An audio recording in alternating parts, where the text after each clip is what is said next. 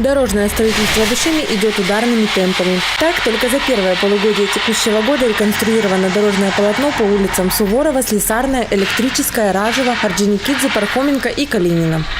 Поэтому в этом году, я считаю, мы неплохо поработали. И несмотря на то, что погодные условия нам не очень-то давали возможность поработать, все равно мы программу эту заканчиваем.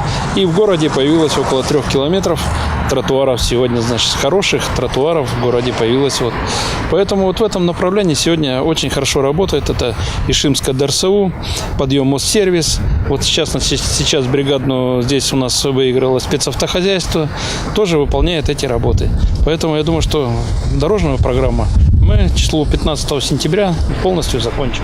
Для жителей залинейной части города в сезон дождей пробраться к собственным домам бывает проблематично. Здесь ведутся работы по реконструкции дороги длиной 1 километр. На сегодняшний день выполнено уже 70% работ.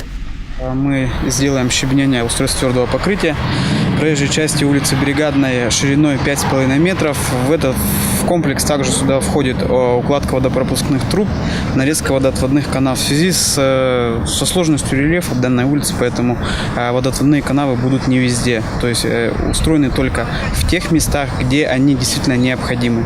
А по большей части водоотвод здесь будет осуществляться самостоятельно. Обрадовались новой дороги у дома и жители Ворошиловки. Здесь новый асфальт по улице Кленовой станет отличным подарком местной детворе к новому учебному году.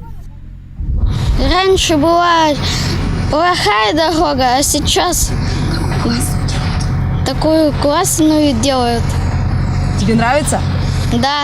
Скажи, буду на велике кататься. Буду на велике кататься. Данные работы завершают программу дорожного строительства на 2014 год. Таким образом, общая протяженность улиц и дорог в Ишиме на сегодняшний день составляет 244 километра. Из них 42 километра грунтовых, 51 щебеночных и 150 километров заасфальтированных дорог.